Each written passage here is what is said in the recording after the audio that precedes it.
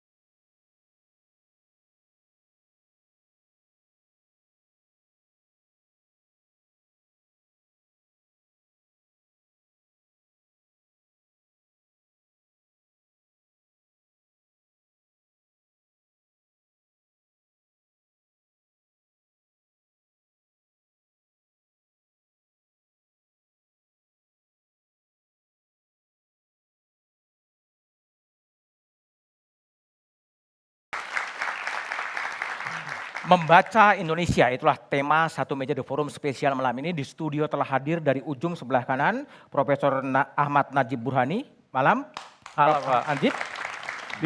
Ada Sukidi, pemikir kebinekaan. Malam, Mas Sukidi. Malam Mas Budiman. Ada Al Araf, peneliti imparsial. Malam Mas. Pak Al. Kemudian ada Mas Iksan, Guru Besar Fakultas Ekonomi Universitas Indonesia. Malam, Pak Iksan. Kemudian ada Sekjen Transparansi Internasional Indonesia, Danang Widoyoko. Malam. Danang. Ada pengamat politik Fahri Ali. Malam, Bang Fahri. Malam. Guru Besar Fakultas Hukum Universitas Indonesia, Prof. Sulistiyowati Irianto. Malam, Prof. Sulis. Dan ada Zenzi Zuhadi, Direktur Eksekutif Walhi. Malam, Zenzi. Ya. Kita mulai diskusi terlebih dulu kepada Al Araf ya. Al, saya ingin minta evaluasi Anda soal kondisi demokrasi di Indonesia seperti sekarang dalam kacamata Anda seperti apa? Ya, membaca Indonesia belakangan tahun ini Mas Budiman, kami harus katakan bahwa kondisi hak asasi manusia dan demokrasi dalam kondisi yang terburuk dan dalam titik nol nih Mas. Terburuk Ya, dan dalam sepanjang titik reformasi nol. ya. Tidak hiperbol ya Anda ya? Tidak hiperbola. Ini berdasarkan banyak fakta yang sudah berlangsung belakangan ini gitu. Tapi dinamika ancaman terhadap kebebasan sipil itu nyata terjadi belakangan ini gitu ya. Dan sebenarnya sudah terjadi sejak lama gitu ya. Kita bisa lihat misalkan dari tahun 2019, 2020, 2021 berbagai survei misalkan indikator menyebutkan tingkat ketakutan masyarakat dalam menyampaikan kebebasan berpendapat itu cukup tinggi, hampir 70% lebih. Takut masyarakat menyampaikan kebebasan berpendapat gitu. Yang kedua, Freedom House misalkan menyebutkan bahwa Indonesia disebut sebagai partly free, hanya setengah bebas, karena sebagian lagi kita merasakan ketidakbebasan. Dan banyak scholars menyatakan bahwa kondisi hak asasi manusia Indonesia, khususnya dalam konteks kebebasan berpendapat, berekspresi, kebebasan berorganisasi, kebebasan berkumpul, itu dalam kondisi yang sangat buruk gitu. Dan oleh karena itu kita ingin menyampaikan bahwa ini titik terburuk kondisi hak asasi manusia Indonesia sejak reformasi berjalan. Dan itu tidak bisa dilepaskan dari politik represi negara terhadap kelompok-kelompok kritis dan terhadap kelompok masyarakat. Tapi kenyataannya juga banyak demo-demo yang terjadi juga nggak apa-apa juga. Ya justru politik of fear tadi itu terjadi dan terlihat ketika masyarakat melakukan demonstrasi dalam kasus penolakan undang-undang KPK, Omnibus Law, itu berulang kali mendapatkan represi dari masyarakat. Makanya survei indikator menyebutkan ada ketakutan yang tinggi di masyarakat dalam menyampaikan kebebasan berpendapat karena setiap menyampaikan pendapat itu direpresi. Dan bukan hanya itu Mas, saya sendiri mengalami. Peringatan Hari HAM kemarin kita mau demo di depan istana nggak boleh. Kenapa tidak boleh? Sejak 2019 katanya sudah nggak boleh demo di depan istana, seberang istana itu. Oke. Karena apa namanya harus steril katanya. Harus demo akhirnya dekat patung kuda. Loh, saya bilang kalau istana negara sebagai simbol kekuasaan kita tidak bisa demo di depan sana, maka bagaimana negara mau mendengarkan suara rakyat? Lah rakyat ingin menyampaikan pendapat aja nggak boleh di depan istana negara. Itu kondisi yang menunjukkan bagaimana kebebasan berpendapat kita sangat terancam. Akhirnya kita geser aksi kita ke patung kuda itu. Lalu saya bilang kenapa aksi Kamisan boleh? Jumlahnya sedikit, hanya sekitar 15, 20. Kalau teman-teman yang lebih dari 100, 200, oh nggak bisa di depan istana. Saya rasa pemimpin yang baik adalah pemimpin yang mendengarkan rakyat. Kalau dia ingin mendengarkan rakyat, maka dia membiarkan demo itu di depan istana negara. Supaya presiden tahu apa keluhan masyarakat. Kalau presiden nggak tahu keluhan masyarakat, jadinya begini. Kacau kondisi demokrasi Indonesia. Saya ingin dengar dari Mas Sukidi, apakah betul tadi analisis Al-Araf bahwa Republik of Fear, Republik yang ketakutan dalam konteks kebebasan untuk menyampaikan pendapat, Sukidi? Saya kira betul, bahkan saya lebih tegas daripada Al-Araf bahwa demokrasi kita itu dibunuh secara perlahan, secara gradual dan sistematis. Dan pembunuhan demokrasi ini dilakukan melalui tahapan yang begitu halus. Sehingga nyaris tidak terdeteksi dan baru kita menyadarinya sekarang bahwa demokrasi mengalami apa yang dalam tradisi ilmu politik disebut sebagai democratic backsliding. Kemerosotan demokrasi dan bahkan pembunuhan demokrasi. Pembunuhan demokrasi itu tercermin bagaimana oposisi itu dipersempit ruang geraknya. Itu pertama. Sehingga kekuasaan berjalan nyaris tanpa kritik, tanpa perspektif, dan tanpa balance yang memadai. Itu pertama. Yang kedua adalah lembaga perwakilan itu tidak lagi menjadi lembaga yang menyuarakan aspirasi dan kepentingan rakyat, tapi sekedar berfungsi sebagai stempel pada kekuasaan yang pongah. Oke. Itu yang kedua. Yang ketiga, yang sangat-sangat vulgar adalah bagaimana demokrasi itu ditelikung melalui manipulasi hukum di MK itu sendiri. Dan ini adalah skandal terbesar dalam sejarah kita. Karena apa? Karena keadilan itu dirobek-robek untuk melayani kepentingan satu orang, satu keluarga, dan satu... Penegakan hukum kita bahas nanti ya. Coba saya ingin konfirmasi ke Fahri Ali. Apakah betul ada backsliding of democracy di Indonesia sekarang ini? Dengan tadi Republic of Fear dan lain sebagainya? Iya. Iya? Iya. Apa buktinya? Parpol masih ada. Jadi basis dari keseluruhannya itu adalah deintelektualisasi Deintelektualisasi. dunia politik. Jadi kalau kita lihat ya, yang dimajukan ke depan itu adalah aktor-aktor yang nothing to do with politics, with state policy. Misalnya begini, ketika pergi ya, presiden pergi misalnya ke IKN, itu yang dibawa artis. Artis. Iya. Ketika kemudian WUS itu. Bus, Kereta ya, kereta cepat yang dibawa juga artis gitu. Ada juga pejabat lain dibawa kok. Tidak ada profesor ya, ahli teknik atau ahli kereta dan segala macam yang ditaruh di depan ya untuk memberikan penjelasan kepada masyarakat gitu. Nah, jadi lapis ya demokrasi ya, yang berlangsung sekarang ini itu adalah lapis-lapis artificial. Kepada masyarakat. Nah, masyarakat ini yang saya maksudkan bukanlah masyarakat ya atau anggota-anggota masyarakat atau lapisan-lapisan masyarakat yang secara intelektual matang, tetapi lebih ditujukan kepada mereka yang disebut dengan Gen Z itu. Gen Z yang menjadi center ya. Gen Z. Nah, itu adalah sebuah lapisan baru yang sudah dibidik ya. Dibidik sejak awal ya sebagai sebuah arus kekuatan politik baru yang kian lama kian menyimpang dari sistem gagasan demokrasi yang matang tadi gitu.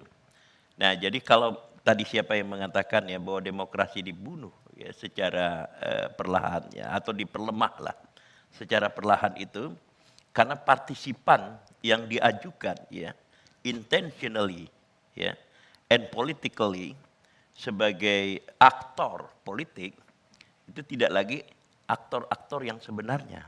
Bukan lagi aktor-aktor yang sebenarnya. Ya, Baik. coba kita lihat sedikit, saya tambahkan sedikit lagi ya. Misalnya kita lihat Rapim ya, sebuah partai berbaju kuning gitu.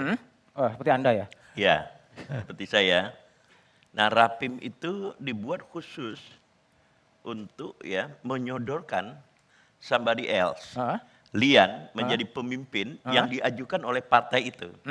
Padahal partai itu sebelumnya sudah secara resmi mengatakan bahwa ketua umumnya kalau bukan menjadi presiden maka menjadi calon wakil presiden.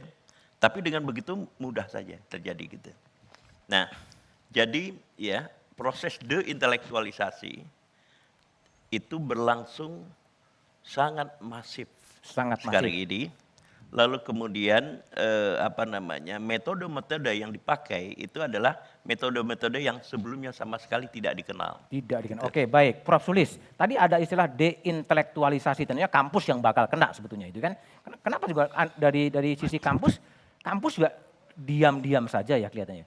Ya, terima kasih. Mahasiswa saya waktu semester 1 itu belajar hukum negara dan hukum tata negara ya. Semester 1 mereka sudah mengenal negara hukum, negara kekuasaan. Yang kita lihat hari ini dalam waktu singkat kita sudah menjadi negara kekuasaan. Sudah menjadi negara Karena kekuasaan. kita kehilangan 3 pilar di dalam negara hukum. Pertama adalah soal prosedural formal ketika kita membuat hukum. Itu pilarnya demokrasi dan itu nggak ada lagi. Karena hukum dibuat dengan apa yang sesuai dengan keinginan penguasa ya. Yang kedua adalah pilar hak asasi manusia. Jadi isinya itu pasti hak-hak dasar yang dilindungi. Dan ketiga, mekanisme kontrol itu adalah independensi lembaga pengadilan. Tiga-tiganya itu udah nggak ada sekarang. Karena hukum dibuat sesuai dengan keinginan penyelenggara negara. Padahal kalau negara hukum itu justru tujuannya untuk melindungi warga negara dari kesewenang-wenangan penyelenggara negara. Tapi sekarang udah hilang semua itu. Kita kembali ke titik nol ya Mas Araf dari reformasi 25 tahun yang lalu. Itu menjadi semacam vetokrasi ya? Ya begitu kira-kira. Oke, coba saya Ahmad Budaya, apa betul penilaian Anda dari BRIN bahwa memang kebebasan berpendapat itu memang orang masuk mengarah agak ketakutan gitu. Betul nggak kalau dari sisi BRIN melihat? Jadi saya kira banyak yang kita sepakat, kita mengalami sesuatu yang disebut dengan democratic backsliding tersebut kayak gitu ya. Banyak hal-hal yang saya kira kita mengalami penurunan dari masa reformasi dan sebagainya. Dan salah satu hal yang saya kira kita jelas melihatnya itu adalah kekuatan oposisi yang saya kira tidak kuat di dalam negeri ini. Atau bahkan yang kemarin oposisi itu menjadi bagian daripada pemerintah kita sehingga suara-suara yang berbeda itu tidak mendapatkan tempat. Tapi ada satu hal yang saya kira kita bisa melihat dari satu mungkin titik yang tidak gelap, mungkin tidak sepenuhnya gelap kayak gitu ya dari fenomena democratic backsliding itu. Yaitu adalah dalam Pilpres kali ini kita tidak lagi melihat secara kuat misalnya politik identitas itu dipakai. Polarisasi antara yang tajam seperti pada pemilu 2019 atau Pilgub 2017 itu tidak kita temukan saat ini secara kuat ya. Oke, gitu ya. Itu yang positif ya. Dan diantaranya itu barangkali karena kekuatan oposisi menjadi bagian daripada pemerintah kayak gitu ya. Meskipun kita bisa melihat lagi ke kelompok-kelompok yang dulu bersuara berbeda. Ya mungkin kita semuanya tidak setuju seperti FPI, HTI sudah ditutup kayak gitu ya. Dan juga kekuatan-kekuatan yang lain yang katakanlah sebelumnya bersuara berbeda, itu adalah tidak mendapatkan tempat. Jadi ke tempat bagi oposisi itu saya kira menjadi semakin sempit di dalam konteks yang sekarang gitu. Ya untungnya mungkin tidak ada polarisasi, tidak ada katakanlah politik identitas secara kuat. Semoga tidak terjadi pada kalau umpamanya pemilihannya tinggal 2 atau apa nanti. Oke, baik. Kalau Prof. Iksan lihat apakah demokrasi yang sedang backsliding itu menurut beberapa pakar itu akan mempengaruhi investasi atau perekonomian di sebuah negara? Saya kira ya, karena makin maju suatu negara, misalnya katakanlah kita ambil, ini kebetulan siapa Bukalapak itu, direktur di Telkom, Fajri ya. Fajri cerita, pada saat dia mulai Bukalapak, itu dia cepat saja, governance itu nggak penting. Nah kemudian pada saat mereka mengundang investor, itu menjadi tuntutan terhadap good governance itu, jadi demokrasi dan segala macam itu menjadi sangat penting. Bukan hanya penting, sangat penting. Sangat penting. Jadi kalau kita lihat ekonomi kita makin maju ke depan, mau nggak mau itu harus menjadi perhatian yang utama supaya fondasi ekonomi kita bisa menjadi lebih baik ke depan. Jadi saya itu kalau melihatnya nggak lihat sekarang, tetapi lihat bagaimana kita bisa kaya sebelum tua. Lu bisa kaya sebelum tua. Iya. Oke. Kalau Zensi lihat dari perspektif lingkungan hidup, apakah memang kemudian tadi ya telaah soal demokrasi yang kemudian menurut berdampak pada kerusakan lingkungan yang sangat masif sekarang ini sebenarnya? Terasa? Wajah demokrasi itu sebenarnya akan muncul itu di lingkungan.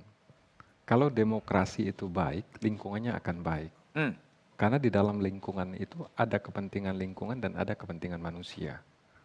Ketika lingkungan itu hancur, itu dia menunjukkan demokrasi kita tidak baik. Nah, yang kami dalami dari tahun 99 sampai dengan tahun ini, setiap tahun politik di mana rakyat meletakkan harapan kepada kandidat pemimpinnya, tetapi di tahun itu juga sebenarnya kedaulatan rakyat itu dilucuti. Dilucuti? Dilucuti. Kami menghitung setiap tahun politik penerbitan izin, dalam bahasa lain perampasan tanah rakyat, hutan rakyat itu mencapai 300% dari tahun-tahun sebelumnya. Setiap tahun politik. Itu artinya demokrasi kita itu tidak hanya dijalankan untuk rakyat menyampaikan pendapatnya, memilih calon pemimpinnya, tetapi demokrasi itu juga sekarang menjadi momentum kepentingan lain untuk bernegosiasi dengan kekuasaan. Oke, jadi salah satu yang juga jadi problem di Indonesia ini adalah soal korupsi yang terus saja terjadi, bahkan sejak zaman VOC sampai sekarang korupsi juga masih terjadi. Tapi apa sebenarnya terjadi dengan bangsa ini? Jawabannya usai jeda, tetaplah di Satu Meja The Forum.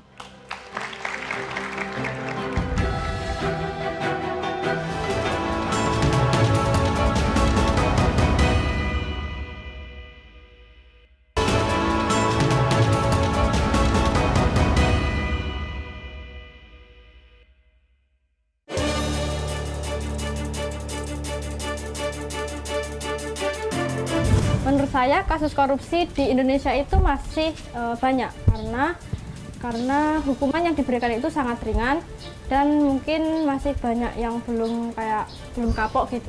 Kurang efektif karena masih banyak oknum-oknum para pejabat yang mengambil uang rakyat. Kita sebagai rakyat itu sudah banyak bersuara tentang korupsi tapi tidak didengar sama sekali. Jadi jangan hanya memasukkan mereka ke dalam jeruji penjara atau jeruji besi, tapi lebih melihat untuk memiskinkan mereka karena para koruptor sebenarnya tidak mampu untuk hidup tanpa uang. Dari beta, menurut beta tuh pemberantasan korupsi sekarang tuh sangat amat kurang, jauh dari kata bagus. Karena korupsi sekarang ini sudah jadi bagian, sudah jadi apa ya? Satu budaya atau karakter. Ya apa, tidak diberantas nampaknya. Seperti merajalela, ada pemberantasan yang ditangkap, yang ada mungkin di Jakarta aja. Tidak ada ampun bagi untuk tidak korupsi. Setiap celah pasti ada korupsi. Untuk pemberantasan korupsi memang masih menjadi masalah yang kompleks, tapi saya melihat bahwa sudah cukup baik untuk memberantas korupsi di Indonesia. Oke, di studio telah hadir juga Bivitri Susanti, pakar hukum tata negara. Malam, Bivitri. Malam. Sebelum ke Bivitri, saya akan tanya kepada Danang terlebih dahulu.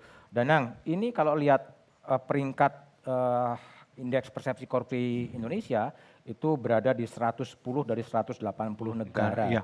Dan skornya pun anjlok ya, turun. Sama seperti tahun 2014. Kenapa terjadi begitu? Jadi ada kemunduran besar dalam pemberantasan korupsi Dan saya kira faktor pentingnya ketika revisi Undang-Undang KPK, itu bukan cuma sekedar mengubah undang-undang, tapi sebetulnya itu menata ulang sebetulnya ke arah yang buruk, menata ulang pemberantasan korupsi. Pertama, KPK kehilangan independensinya, dia bukan lagi lembaga independen tapi bagian dari eksekutif. Dan kemudian pegawainya menjadi ASN dengan segala problema manajemen ASN yang kita ketahui. Dan ada berbagai aturan yang membatasi kinerja KPK sehingga beberapa data menunjukkan penegakan hukum oleh KPK mundur. Kemudian yang berikutnya sebetulnya dari beberapa indikator itu menunjukkan bahwa sebetulnya berbagai kebijakan pemerintah dalam berantas korupsi tidak efektif. Bahkan tidak efektif. Bahkan dalam pelayanan bisnis pun itu tidak tampak gitu ya. Misalnya Undang-Undang Cipta Kerja itu kan janjinya ingin menyederhanakan perizinan bisnis, mempercepatkan tujuan utamanya untuk bisnis dan investasi, yang lain dipinggirkan gitu ya. Nyata di survei indeks persepsi korupsi di bagian bisnis malah yang anjlok besar justru di bagian bisnis, pelayanan bisnis. Nah ini kan berarti ada yang salah dalam kemudian pemberantasan korupsi. Dan itu Tapi pertanyaan saya, serius nggak sih? Saya khawatir sebetulnya pemerintah kehilangan keseriusan dalam pemberantasan korupsi. Sebab kalau kita melihat sebetulnya ini kan bergeser ya.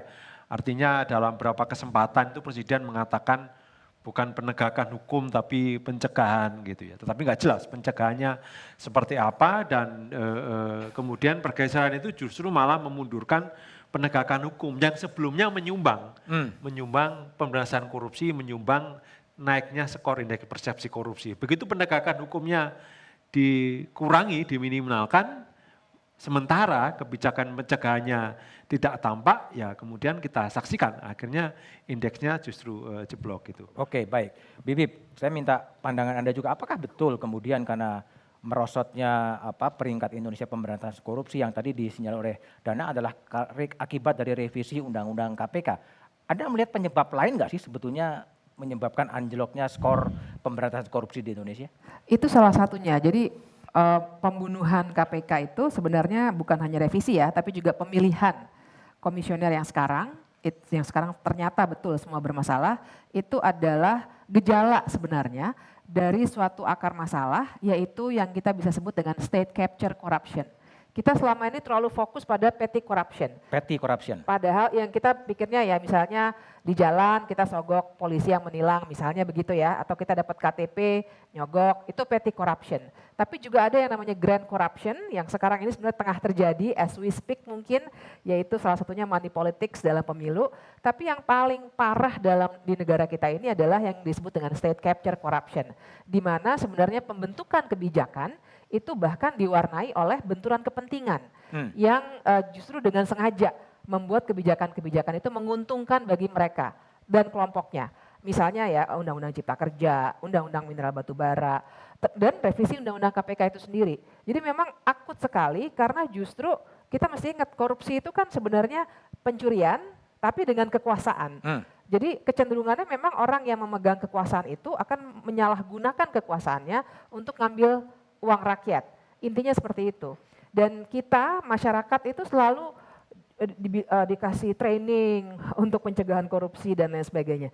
Tapi sebenarnya kita lupa bahwa justru aktor-aktor politik yang ada di atas itu tidak pernah memberikan contoh bagi kita sendiri. Nggak pernah. Jadi kita sendiri gimana mau mematuhi hukum misalnya pada saat ada orang-orang yang punya kekuasaan, begitu hukumnya tidak menguntungkan bagi dia, hukumnya diganti langsung melalui MK atau melalui pembentukan undang-undang di DPR. Tapi semau-mau dia gitu. Jadi kita juga dalam banyak hal yang seringkali masyarakat yang disalahkan ini masyarakat tidak ada budaya hukum dan lain sebagainya.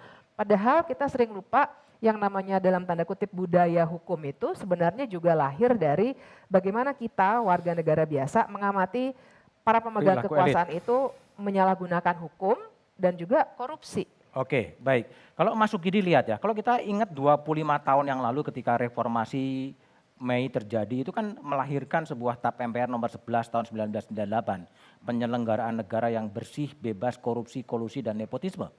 Nah, 25 tahun ke sini kok malah diragukan ya, atau juga backsliding lagi dalam konteks pemberantasan korupsi. Masalahnya di mana? Apakah memang penegakan hukumnya yang memang tidak serius atau memang problem pada undang-undangnya yang juga lemah sebetulnya? Masalahnya adalah Republik ini diselenggarakan dengan defisit integritas. Defisit integritas? Iya. Jos Kahin ketika datang ke Indonesia dan ketemu Muhammad Nasir, Kahin terkejut. He won't be dressed like minister. Dia tidak berpakaian layaknya seorang minister. He is very able man. Padahal dia orang yang punya kecakapan. And he is very honest. Dan dia sangat jujur. Ini menunjukkan bagaimana Muhammad Nasir sebagai salah satu pendiri bangsa menyelenggarakan republik dengan spirit keutamaan publik.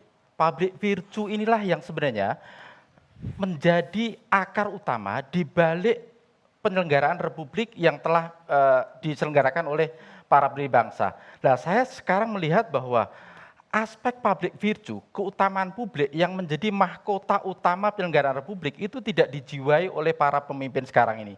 Pemimpin sekarang ini justru menyelenggarakan republik dengan spirit korupsi, kolusi, dan nepotisme. Dan ini adalah skandal etika yang ingin saya sebut sebagai hipokrisi politik itu sendiri. Hipokrisi politik? Iya. Politik kemunafikan? Politik kemunafikan. Karena apa? Karena ke rakyat, mereka berjanji untuk memberantas korupsi. Tapi di bawah dan di ruang senyap, mereka melakukan praktek korupsi. Tapi banyak juga yang ditangkap kan? Banyak yang ditangkap, dan itu menunjukkan bahwa republik ini diselenggarakan dengan cara-cara yang begitu kotor.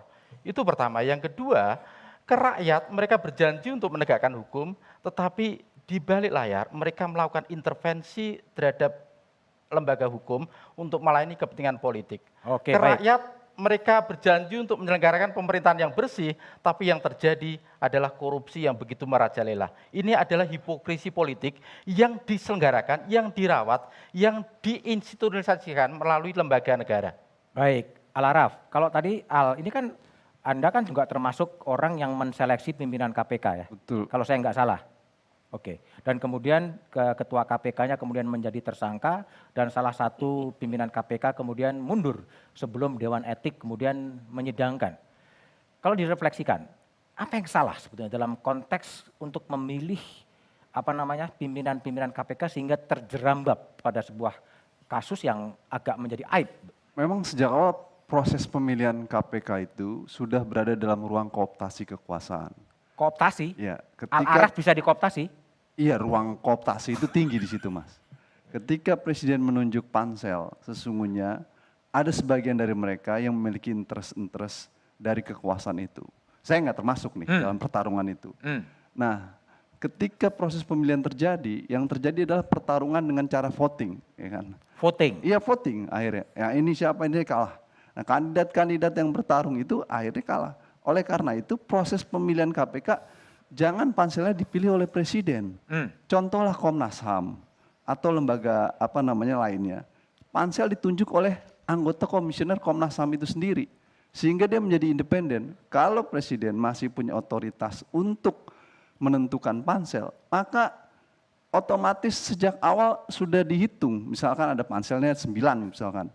Maka dia hitung 5 pansel milik kekuasaan, 4 bebas. Nanti kalau voting kalah tuh kalah Mas. lagi? Kalah lagi. Okay. Jadi pengalaman dan refleksi saya, akhir kita kalah dengan voting dalam pertarungan itu. Nah, itu pertama. Yang kedua, ketika dilempar ke DPR, itu ada transaksi politik lagi. Misalkan pansel menunjuk 10, 4 bagus, 6 tidak bagus. Yang bagus 4 malah kalah, yang tidak bagus malah menang yang 6. Itu yang terjadi di DPR, 2 kali kalah. Kooptasi oleh kekuasaan presiden, yang satu lagi transaksi politik di DPR. Sehingga proses pemilihan KPK itu memang penuh dengan transaksi politik. Penuh dengan transaksi. Itu yang saya alami dalam dinamika pertarungan itu ya. Nah, oleh karena itu proses seleksi ini harus dirubah. Jangan lagi presiden memiliki otoritas untuk menentukan pansel. Komnas HAM, pemilihan Komnas HAM bukan presiden yang menentukan pansel. Komnas HAM yang mengajukan nama-nama orang untuk menjadi pansel seleksi Komnas HAM. Tapi lebih dari itu Mas, sebenarnya dalam konteks pemberantasan korupsi memang sejak 2019 Presiden sudah menginginkan bagaimana mengontrol KPK ini dalam rangka proyek politik dia nih dalam konteks itu. Proyek politik iya, itu kan menjadikan hukum itu, sebagai... Ini saya alami proses seleksi KPK dibangun, revisi undang-undang KPK digerakkan, sehingga KPK berada dalam perubahan KPK sudah di bawah kendali pemerintahan, sehingga KPK berada dalam kondisi politik kekuasaan itu sendiri, dalam hal ini presiden. Nah ini yang berbahaya, dia bisa menjadi alat politik rezim untuk menggebuk lawan-lawan politiknya. Baik. Ya akhirnya sekarang muncullah istilah mau dinasdemkan atau enggak nih, ya kan?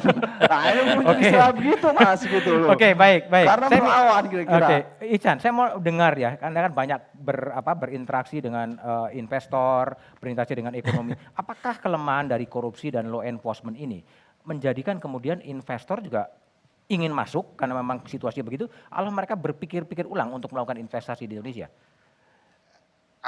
Sebelum masuk ke investor, saya mau cerita sedikit. Saya bikin survei tidak saintifik nih Mas, sama mahasiswa saya. Saya tanya, saya hadapkan mereka choice-nya 2. Satu adalah lo bayar pajak rendah, tapi all public service you have to take care yourself. Jadi liberal nih. Kemudian yang satu lagi bayar pajak tinggi, tapi atau saya balik, semuanya free, tapi you have to bayar pajak tinggi. Semua mungkin 80% itu memilih yang pertama. Jadi daripada yang kedua. Saya tanya kenapa? Jawabannya mereka nggak percaya uang mereka yang diambil dengan keringat itu akan digunakan untuk yang seharusnya. Jadi ada semacam kekhawatiran yang sangat dalam di anak-anak muda nih ya. Anak mahasiswa tingkat 1, tingkat 2, itu yang saya tanya sama mereka. Jadi kira-kira ada semacam kekhawatiran yang, jadi bisa dibayangkan pada saat kalau kita kaya sebelum tua, kita butuh negara yang kuat, yang efektif, nggak bisa, nggak ada uang. Jadi pada saat kita ingin membangun institusi yang kuat, nggak ada uang gitu loh. Mau gimana? That's the problems yang oleh karena itu kalau nggak ada pemberantasan korupsi, jangan berharap kita kaya sebelum tua. That's the one. Apalagi kalau kita melangkah ke investor seperti pertanyaan Mas Budiman tadi, udah pasti mereka nggak akan masuk. Jadi salah satu kenapa harusnya kalau tingkat kepercayaan presiden yang begitu tinggi, harusnya kita investment kita lagi boom sekarang. Tapi ternyata biasa-biasa aja. Karena apa? Ya karena mereka nggak percaya. Ini berkaitan mungkin dengan tema selanjutnya soal hukum itu. Jadi diprotek atau enggak dan segala macam. Tapi balik lagi masalah berkaitan dengan. Jadi ada ketidakpercayaan ya, law enforcement yang agak tidak terlalu lugas menimbulkan orang juga ragu-ragu gitu. Iya, tapi salah satunya kan terletak di fungsi negara di situ kan. Fungsi negara, jadi state failures itu kan datang dari karena persoalan korupsi. Ini yang menjadi persoalan yang kita hadapi mungkin sejak janji kita tahun 98 sampai sekarang itu belum tuntas. Ke arah apalagi ke depan. Kalau trennya yang seperti kita bicarakan tadi turun, saya makin khawatir ke depan apa kita bisa melangkah lebih jauh lagi. Lebih jauh. Memang problemnya adalah korupsi itu betul-betul memiskinkan dan kemudian menimbulkan sebuah kesenjangan sosial. Sekarang ini bantuan-bantuan itu digulirkan ke pemerintah untuk membantu rakyat, tapi apakah bantuan-bantuan itu menjadi efektif dan bisa mengurangi kemiskinan dan mengurangi gap keadilan sosial? Jawabannya setelah jeda berikut ini.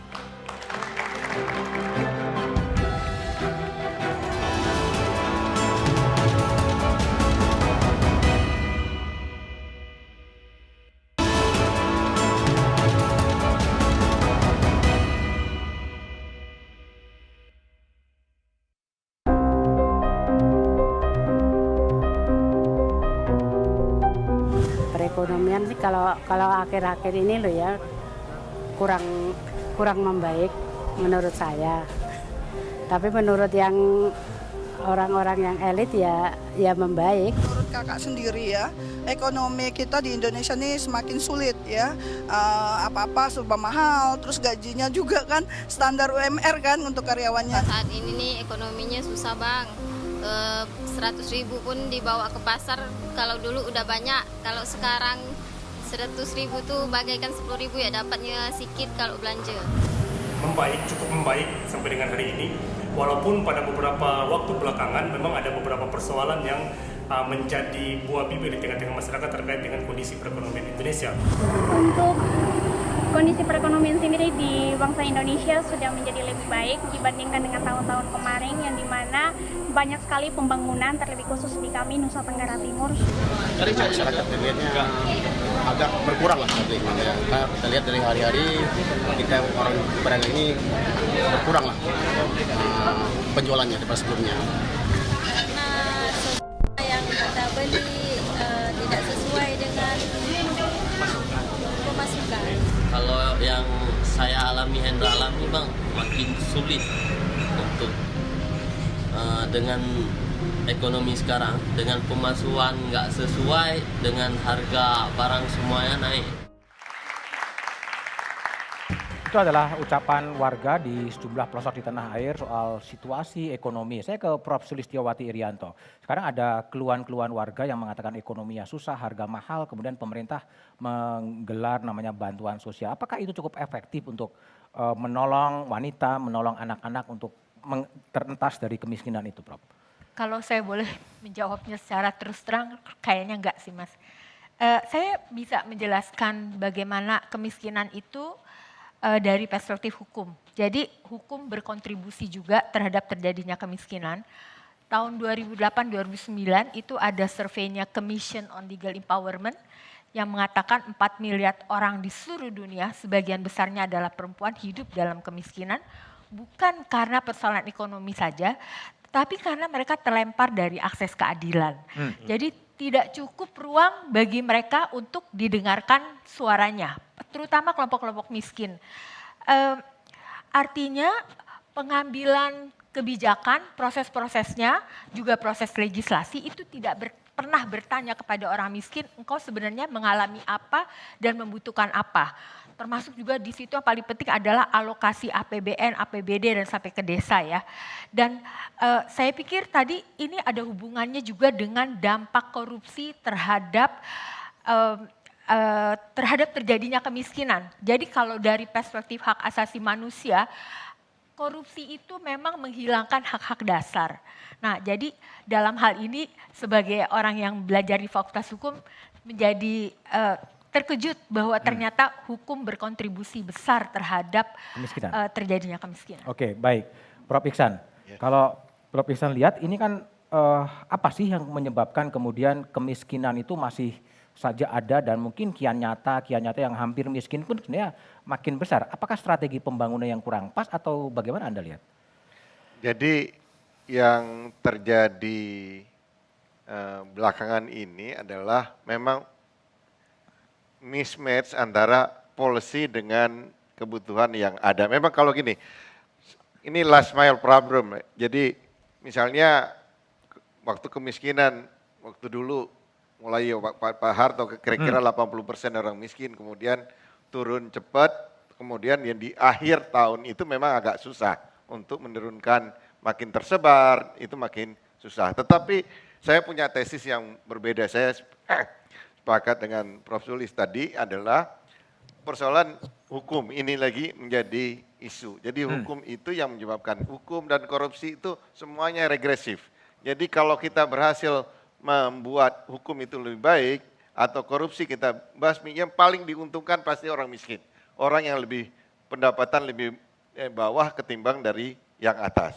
Jadi ini yang harus kita menjadi fondasi untuk menuju ke sana. Jadi begitu kita berantas korupsi, kita berantas, kita betulin order dan hukum itu. Saya kasih contoh begini, Mas, saya dulu waktu mahasiswa sering di Salemba itu, mungkin enggak mahasiswa waktu sudah di LPM.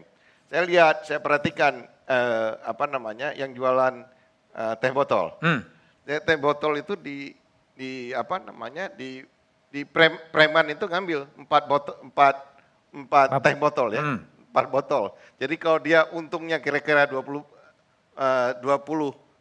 botol, berarti kan 4/20 hampir 20% udah disikat sama si preman itu. Tapi kenapa preman itu bisa begitu? Karena polisi membiarkan legal ordernya nggak jalan. Law and order ya? Ya, law and ordernya itu nggak jalan. Yang kemudian kalau seandainya kita bisa berantas itu orang ini akan terangkat sekitar 20% dari pengeluaran dia. Baik. Jadi, Saya coba dengar dari perspektif dari Prof. Najib Burhani. Prof, ini ada juga penelitian dari Australia ya.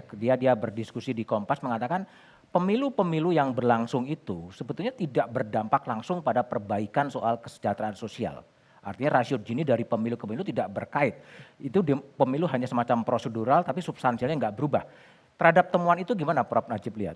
Ya, karena sebetulnya pemilu itu kan pilihan antara seperti ini ya, apakah kita demokratis atau kemudian pada kesejahteraan. Kita mengambil contoh misalnya yang terjadi di Singapura misalnya, itu kan sebetulnya mungkin secara politik tidak demokratis kayak gitu ya, tetapi mungkin mereka berpikir tentang kesejahteraan yang ada pada masyarakatnya kayak gitu. Jadi dikotomi itu kan yang sering kali dilihat dan sepertinya pemerintah kita itu dalam hal ini ingin mengorbankan mungkin ya yang berkaitan dengan demokrasi dan mengejar ekonomi tersebut kayak gitu. Tapi persoalannya ternyata mestinya kita ya dengan kekuatan SDA yang kita miliki, kekuatan SDM yang ada itu ya, kita menjadi negara yang bisa sangat sejahtera. Namun ternyata misalnya daerah-daerah tertentu seperti Papua yang kaya atau NTT dan sebagainya itu tidak bisa membuat masyarakat sejahtera. NTT termasuk daerah yang memiliki kemiskinan yang sangat ekstrim kayak gitu ya. Ya memang faktor alamnya tidak banyak mendukung, tetapi sebetulnya tidak sejak dulu seperti itu. Papua yang mungkin alamnya sangat kaya, ternyata sangat miskin juga kayak gitu kan. Jadi ini persoalan yang selain barangkali yang persoalan ekonominya yang tidak balance tadi, dan juga akses terhadap persoalan ekonomi tersebut, dan tadi mungkin saya menggarisbawahi Pak Ihsan, mismanagement terhadap bagaimana pengelolaan. Mismanagement kuncinya ya. Oke, baik. Zenzi, Anda kan yang banyak mencermati soal lingkungan di Indonesia, kan negara ini kan banyak lagu-lagu mengatakan sangat kaya raya gitu. Tapi kenapa kemudian kemiskinan itu justru masih ada di daerah-daerah yang memang kaya sebetulnya? Apa yang terjadi? Karena rakyat memang dipisahkan dari sumber kehidupannya. Dipisahkan dari sumber kehidupan. Yang kedua, karena negara dalam waktu yang lama pengen menyelesaikan kemiskinan, justru bahasa kemiskinan itulah yang menyengsarakan rakyat. Kita tidak pernah menghitung berapa input alam terhadap kehidupan manusia. Karena tidak dihitung input alam terhadap kehidupan manusia, orientasi pembangunan ekonomi negara hanya mengambil satu komoditi dari satu sistem alam yang besar itu. Hutan yang besar, ada batu bara yang diambil. Berapa biodiversity, berapa air, berapa kekayaan di sana itu nggak dihitung. Makanya kantong-kantong kemiskinan itu banyak di sekitar tambang. Kenapa? Karena ketika hutan mereka hancur, sungai mereka hancur, ikan mereka habis. Tadinya semua ini kan mereka tidak butuh uang untuk mendapatkannya. Semuanya diberikan oleh alam. Ketika semua ini hancur, mereka menjadi butuh terhadap uang. Kalaupun mereka bekerja kepada perusahaan, memang akan ada peningkatan pendapatan, tetapi tidak akan terjadi peningkatan kesejahteraan. Karena semua yang tadi disediakan oleh alam untuk mereka itu sudah hilang. Nah, kalau sekarang kita menjadi negara yang mempunyai rakyat yang cukup banyak miskin, itu bukan karena rakyatnya itu tidak mau berusaha. Menurut saya satu kesalahan treatment oleh negara dengan skema bantuan sosial. Menurut saya bantuan sosial itulah yang proses merawat kemiskinan. Kalau kita mau mengembalikan rakyat kita ini sejahtera, berikan ruang rakyat itu untuk berproduksi. Enggak ada rakyat Indonesia ini mau hidup dengan bantuan sosial. Yang dengan keterbatasan tertentu saja, mereka tidak mau diberikan bantuan terus oleh pemerintah. Mereka mau berproduksi. Gitu. Tetapi syaratnya, ruang hidup, sumber kehidupan, alat produksi rakyat itu harus diberikan. Nah sekarang bagaimana kita mau rakyat sejahtera ya? 76 juta daratan Indonesia itu dikuasai oleh 1% populasi di Indonesia. 76 juta ini bukan angka, ini ruang hidup bagi 150 juta orang. Jadi kemiskinan terjadi, kerusakan lingkungan juga terjadi sebenarnya. Ketika kerusakan lingkungan terjadi, sumber daya alam ini dirampok, kemiskinanlah yang sedang ditumbuhkan oleh negara. Baik. Mas Sukidi, saya ingin coba dengar perspektif Anda ya. Anda kan selalu mengutip Soekarno di pidato 1 Juni 1945 ya, yang mengatakan bahwa di era kemerdekaan tidak ada lagi kemiskinan. Nah sekarang udah udah hampir 78 tahun merdeka tapi kemiskinan itu masih ada. Nah, tadi ada analisis mismatch, kemudian law and order, sebetulnya penyebabnya apa? Kok belum bisa terentas masyarakat miskin itu menjadi masyarakat yang lebih sejahtera? Penyebab pertama adalah pemerintah tidak punya political will untuk mengentaskan kemiskinan. Bagaimana Anda bilang tidak punya political will? Bantuan begitu banyak tersebar. Karena pemerintah hanya melihat kemiskinan dari segi pendapatan yang sangat rendah. Dari segi pendapatan yang sangat rendah, kita memiliki 25 juta lebih kemiskinan yang terjadi pada Indonesia. Sementara kalau kita melihat mayoritas warga negara Indonesia itu rentan hidup miskin. Coba kita memperkenalkan pendekatan baru yang diperkenalkan oleh Oxford tentang kemiskinan multidimensional. Kenapa? Karena kemiskinan itu bukan sekedar soal pendapatan. Kemiskinan itu kata Amartya Sen, lack of human freedom. Keterbatasan kebebasan manusia untuk memperoleh 3 aspek. Standar hidup yang layak, pendidikan, dan terutama kesehatan. Di antara sejumlah hal penting yang perlu dipenuhi oleh manusia. Jadi pemerintah perlu melakukan satu terobosan baru untuk melihat kemiskinan dari aspek yang multidimensional.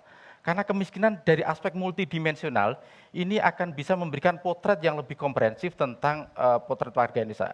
Yang kedua yang tak kalah pentingnya adalah kata Paus Fransiskus, corruption is paid by the poor. Korupsi itu dibayar oleh rakyat kecil.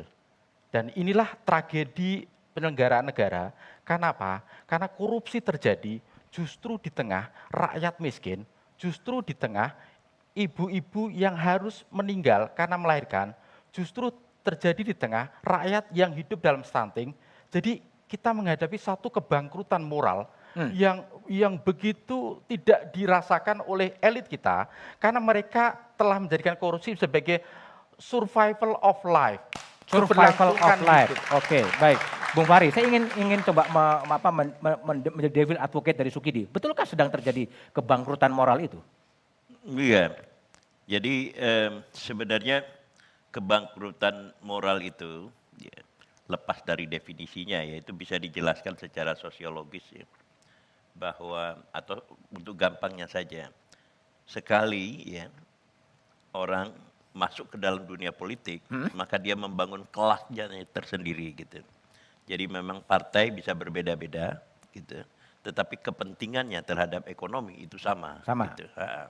Nah, sehingga kemudian yang muncul di situ adalah kepentingan elit ya untuk dana ya, untuk economic resources itu sama sekali tidak identik dengan kepentingan rakyat as a whole gitu. Nah, jadi mereka itu merupakan entitas yang terpisah satu sama lain gitu. Itulah yang menjelaskan, misalnya ya, menjelaskan kejutan-kejutan yang terjadi di dalam pembentukan koalisi yang berlangsung.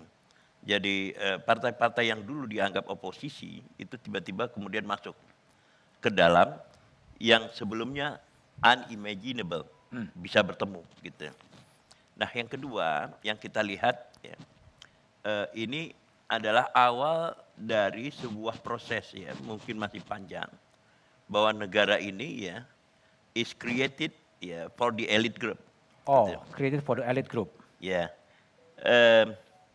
Saya melihat ini di Nigeria. Nigeria memang agak kasus yang sangat ekstrim. Ya. Jadi 15 km dari ibu kotanya itu jalan semuanya buruk gitu. Dan kita tidak, ya kita jalan di daerah-daerah banyak yang bagus. Dan segala macam gitu. Kecuali mungkin di beberapa kabupaten di Jawa Barat ya. Kalau saya sebut ntar saya diprotes ya, itunya itu gitu. Nah, tetapi ya itu saya suka sekali tadi itu kepada ekonom kita tadi itu, dia sudah melihat hukum ya sebagai faktor ya dari persoalan ekonomi. Jadi proses yang berlangsung sekarang ini itu adalah proses-proses politik yang kian lama ya, kian menciptakan sebuah wealth ya, tetapi bukan wealth yang terdistribusikan secara luas, merata. Ya, melainkan ya atas dasar kasihan negara, gitu.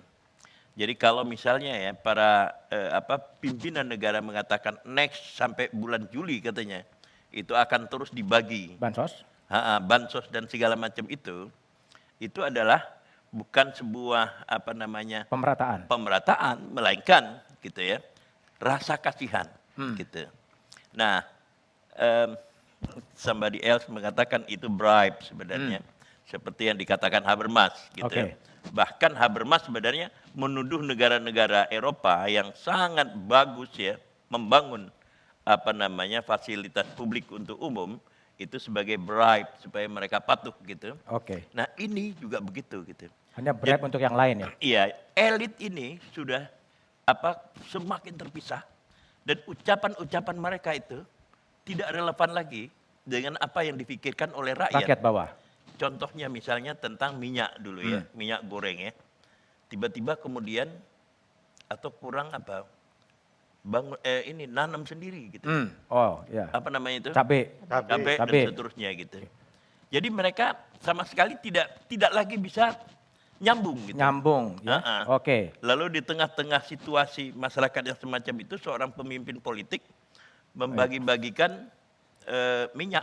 Oke, baik. Jadi memang Nanti ada diskoneksi ya. Ya. Ada diskoneksi, ada kemiskinan, ada korupsi, tapi dunia ini kemudian akan dihadapkan dengan apa yang disebut sebagai kecerdasan buatan. Di tengah masyarakat yang seperti ini, bagaimana dampaknya? Kita kembali setelah jeda berikut ini.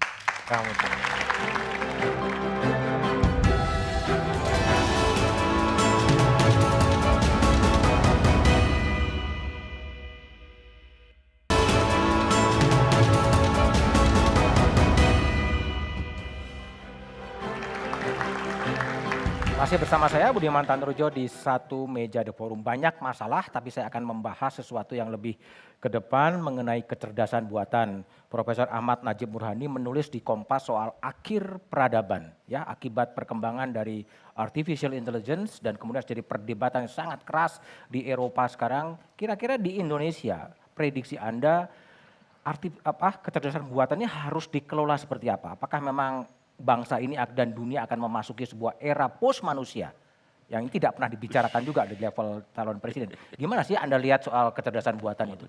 Ya, saat ini saya kira kita masih pada tahapan euforia kayak gitu ya, menggunakan artificial intelligence. Kita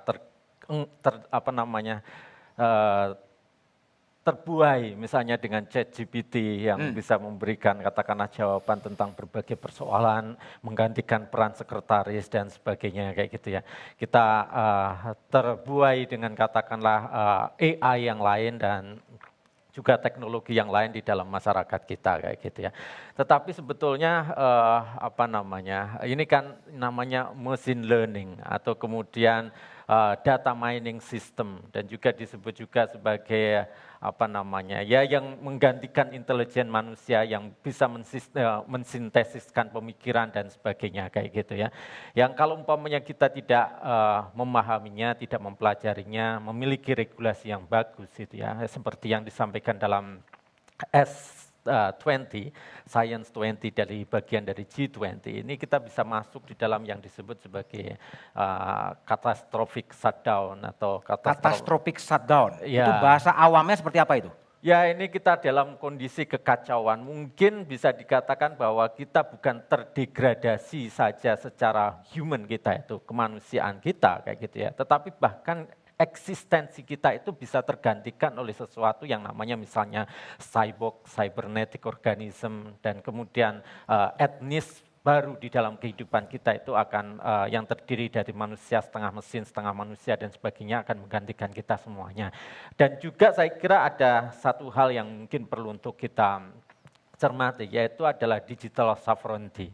Kedaulatan digital bangsa kita. Kita sekarang ini selalu menjadi market dari berbagai produk teknologi, mulai dari Facebook, TikTok, kemudian sebagainya.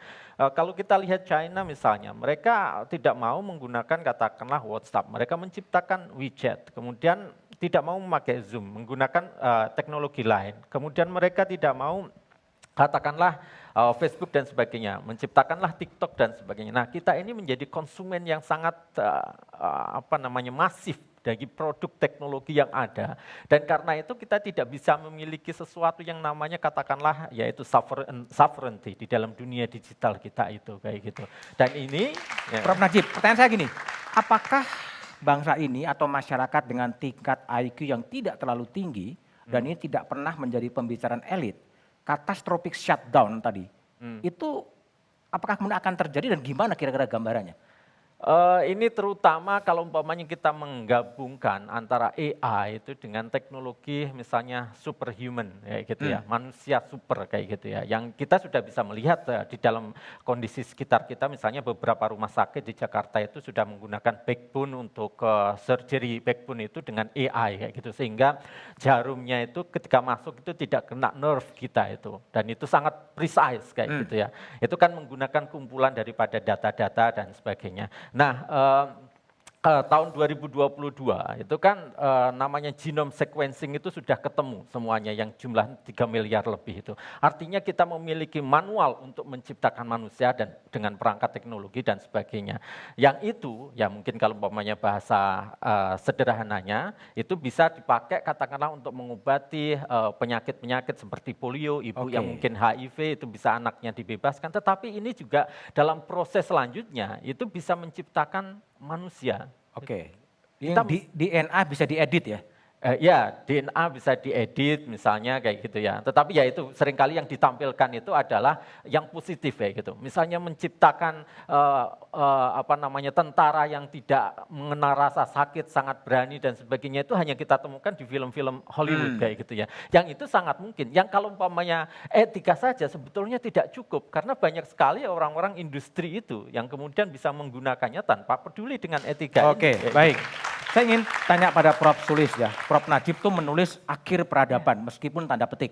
Kita masih berkutat dengan isu debat capres yang begini, begitu gitu.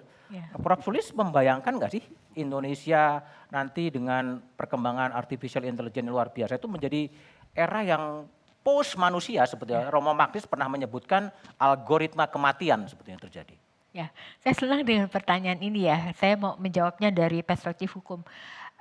Profesor Richard Susskind itu mengatakan bahwa temuan-temuan artificial intelligence ini akan menyebabkan perubahan hukum 2 dekade itu sangat luar biasa dibandingkan dengan 2 abad sebelumnya.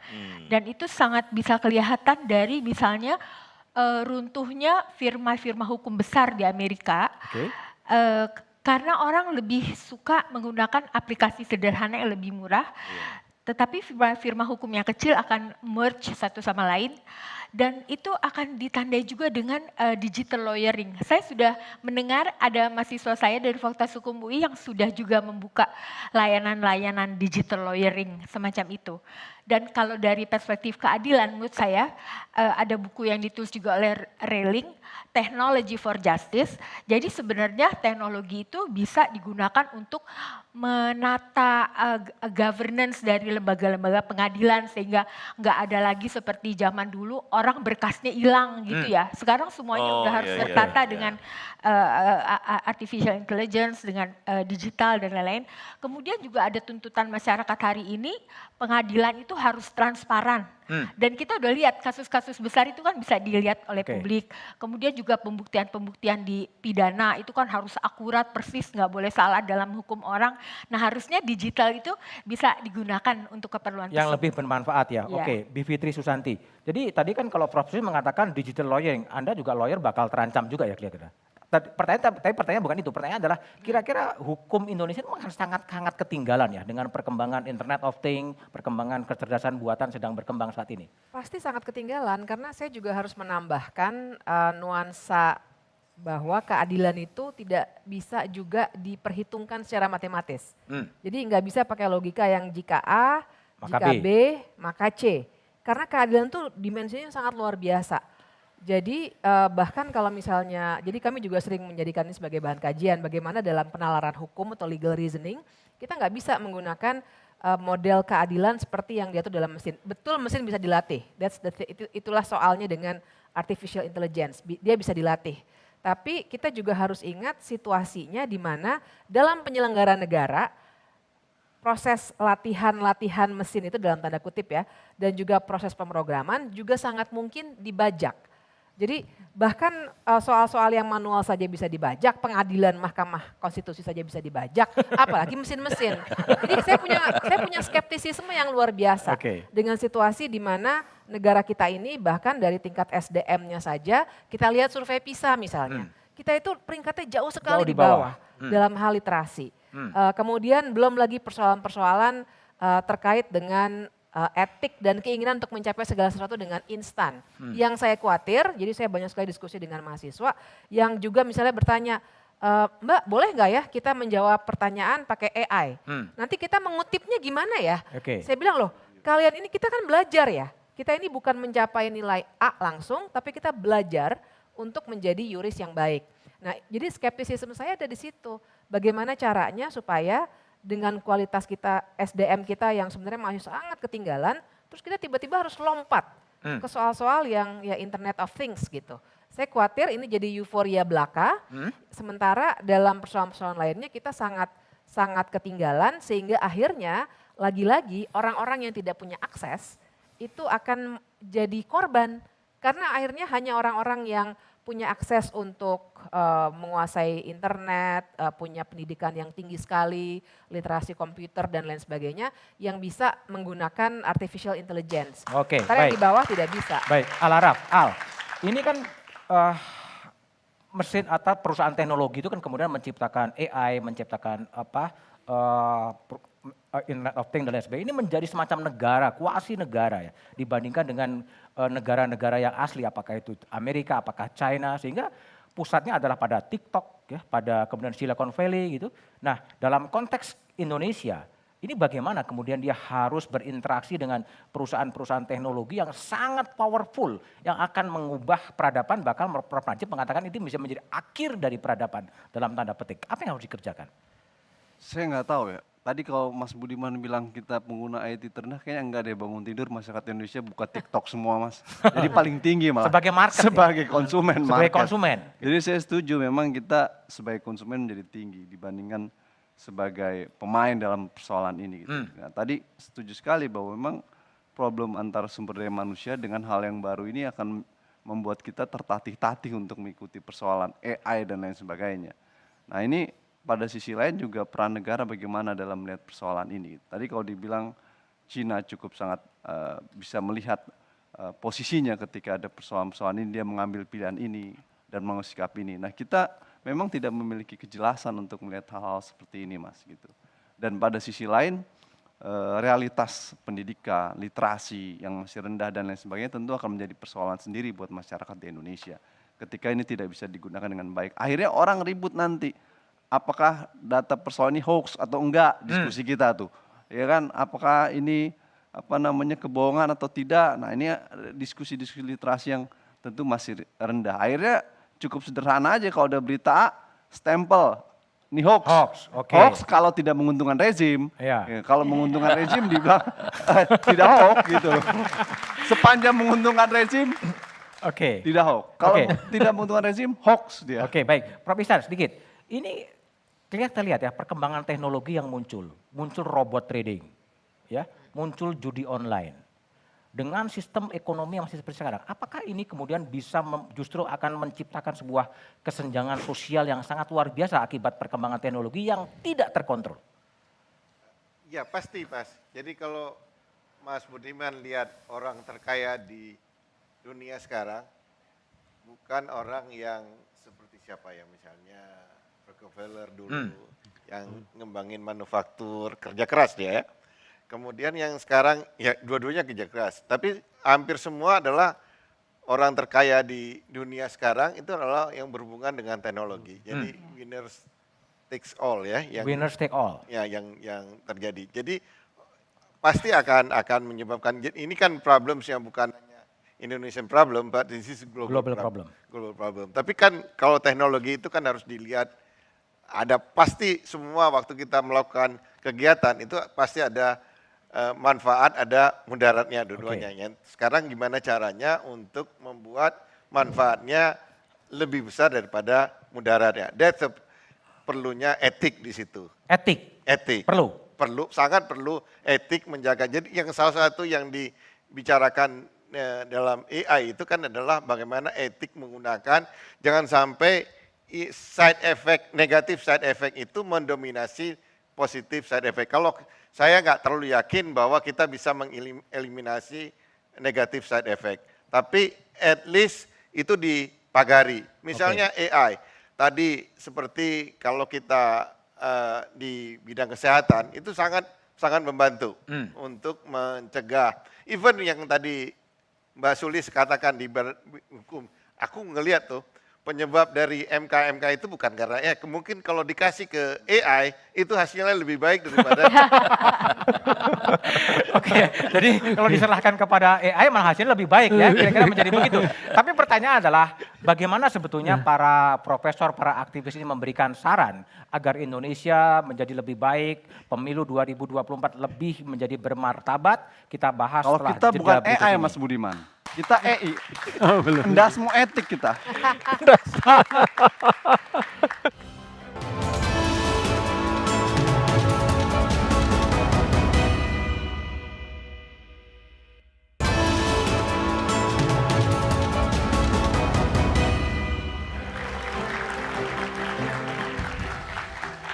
Masih bersama saya Budiman Tanrujo di satu meja The Forum. Zensi Suwadi, Direktur Eksekutif Walhi.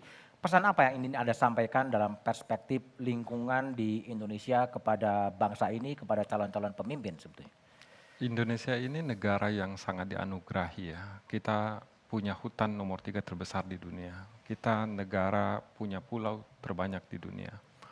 Tetapi di dalam 2 dekade terakhir kita selalu dihinggapi oleh bencana. Musim kering jadi musim kebakaran hutan, musim hujan jadi musim banjir. Kalau kita mau memulihkan Indonesia, sebenarnya kita tidak butuh 2 periode presiden. Cukup 1 periode presiden kita bisa melihat hasilnya. Karena apapun ditanam di Indonesia ini, 4 tahun dia berbuah. Jadi sehancur apapun alam kita, kalau presidennya itu memimpin rakyat untuk memulihkan alam, memulihkan hak rakyat, memulihkan ekonomi, 4 tahun kita bisa melihat perubahannya. Oke, itu intinya ya, komitmen presiden kepada lingkungan dan alam. Prof. Najib, pesan apa yang disampaikan? Ya, kita sudah lama sebetulnya memiliki cita-cita agar kebijakan pemerintah itu didasarkan kepada science-based policy. Dan kita tidak bisa mendasarkan katakanlah hanya kepada kekayaan sumber daya alam. Itu pasti habis kayak gitu ya. Itu pasti habis. Tetapi kita perlu kemudian mengembangkan berbagai kegiatan yang lain, misalnya yang terkait dengan riset yang kemudian menjadi kekuatan dari andalan kita.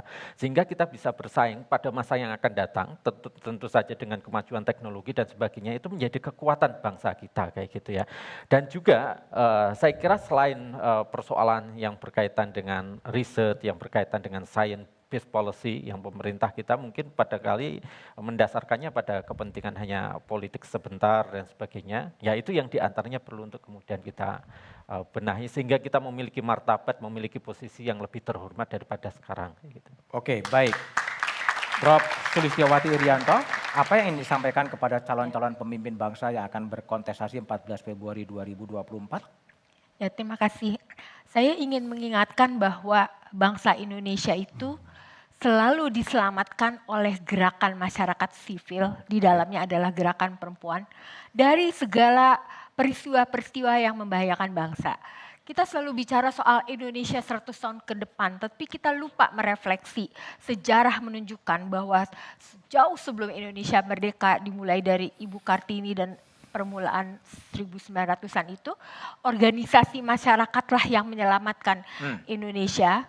Kirim mosi kepada pemerintah Belanda untuk minta persamaan di muka hukum, untuk minta hak-hak politik dalam pemilu dan lain-lain.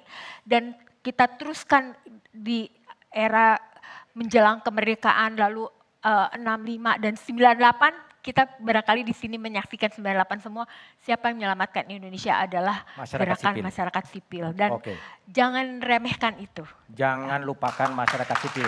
Mas Sukidi, apa yang mau disampaikan? Jika tak satu pun di antara kita yang siap mati untuk membela kebebasan, maka kita semua akan hidup dalam tirani. Itu kata Profesor Timothy Snyder dari Yale University. Demokrasi kita diambang tirani, dan karena itu kita harus terpanggil untuk menyuarakan dan menyelamatkan demokrasi kita dari teping jurang tirani. Dan karena itu saya mengajak seluruh rakyat Indonesia dan terutama mahasiswa untuk berteriak menyelamatkan demokrasi, karena inilah ikhtiar bersama untuk membangun Indonesia. Dengan demokrasi kita membangun meritokrasi, dan demokrasi kita ingin memberikan satu kebebasan kepada semuanya agar kita semua memperoleh hak yang setara, hak yang adil untuk memajukan republik dan untuk memajukan rakyat Indonesia. Oke, baik Mas Sukidi. Bung Fahri Ali, silakan. Ya, saya mau menyerukan kepada rakyat ya, masyarakat terutama generasi muda, generasi Z ya, bahwa saatnya lah sekarang ini kembali kepada proses intelektualisasi. Jadi jarak harus dibuat antara apa yang disebut cuma bayang-bayang, bukan substansi atau artificial, dengan yang substansi gitu. Nah, selama berapa bulan ini, pikiran kalian, terutama anak-anak muda, itu dibawa ke arah hal-hal yang sama sekali tidak substansial, ya. Penampilan dan pembungkusan simbol-simbol politik ya, yang nggak ada hubungannya dengan realitas masyarakat, dengan proses kemajuan bangsa setelah ada pemilu atau 4 Februari ya. 14 Februari gitu. Jadi generasi muda, nah kalian semua yang di sini itu harus menjadi juru bicara ya, reintelektualisasi generasi muda gitu. Oke, baik Fahri Ali. Al-Araf? Ya, saya rasa Mas, reformasi kita kembali titik nol. Demokrasi dalam tepi jurang tadi, dalam kondisi kritis. Akibat negara hukum berubah menjadi negara kekuasaan, kebebasan berubah menjadi pengekangan dan pembatasan serta intimidasi. Sehingga hari-hari ini dan hari-hari ke depan adalah hari-hari penting buat kita untuk menyelamatkan demokrasi. Saya setuju dengan Mas Sukidi tadi itu.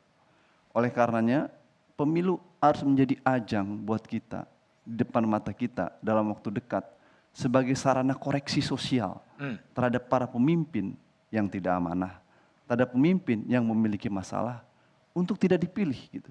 Kita harus berani mengatakan tidak terhadap mereka yang memiliki beban masalah dengan masa lalu gitu.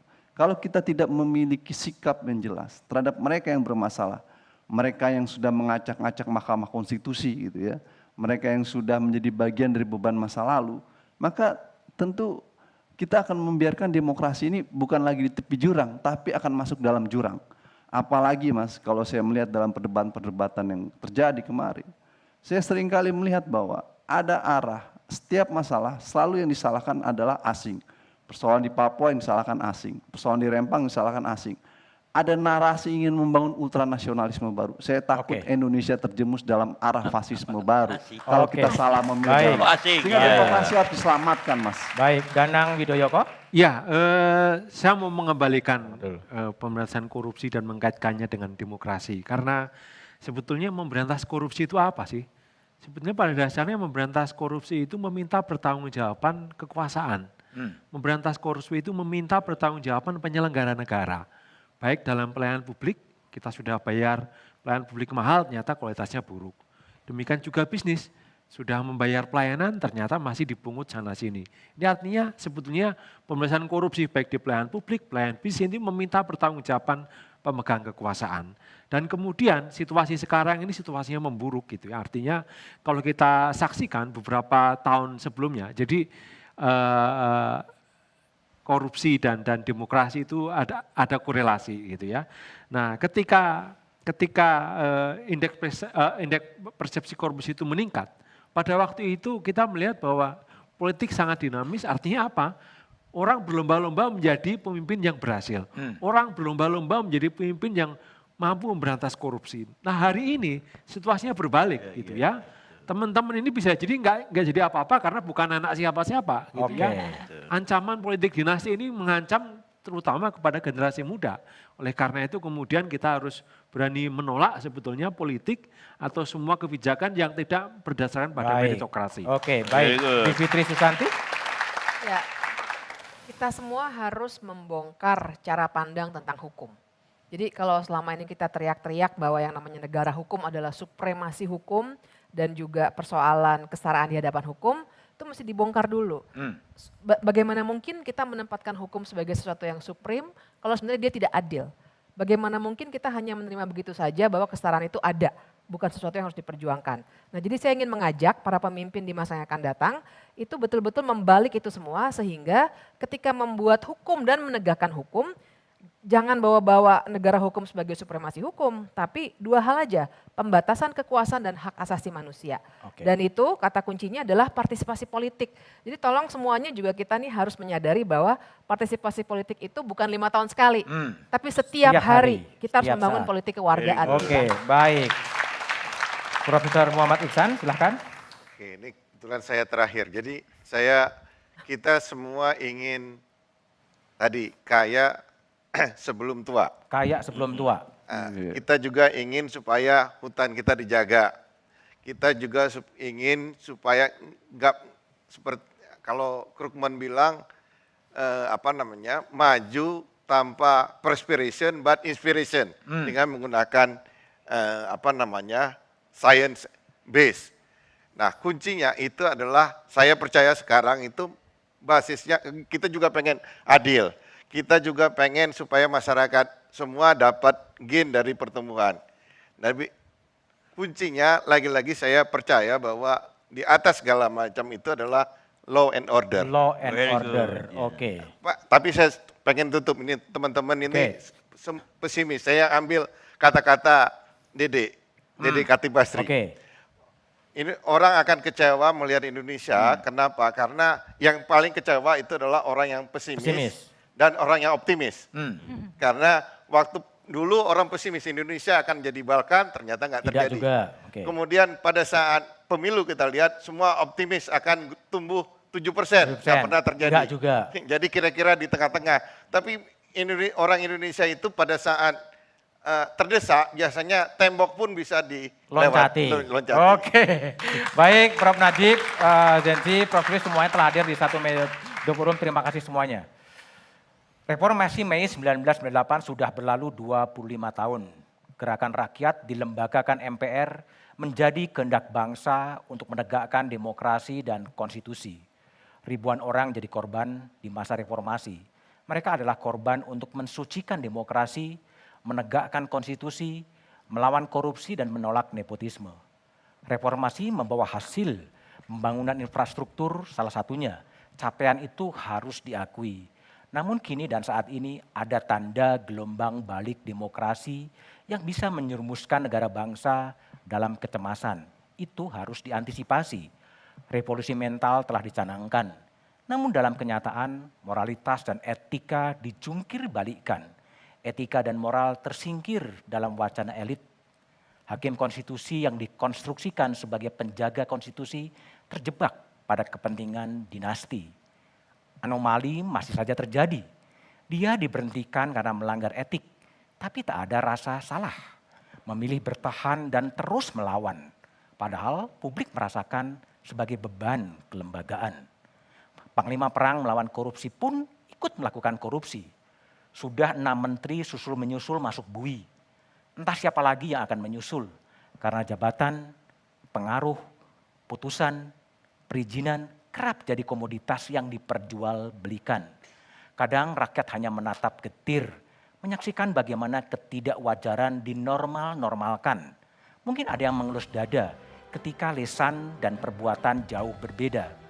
Sampai kapan situasi bisa bertahan ketika politik bergerak tanpa prinsip, pendidikan tanpa karakter, perdagangan tanpa kerja keras, dan keteladanan elit jadi barang langka. Refleksi pinggiran ini perlu direnungkan. Tetap saksikan Kompas TV untuk memperbarui informasi seputar pemilu hanya di Kompas TV, independen dan terpercaya. Sampai jumpa pekan depan. Selamat malam dan terima kasih.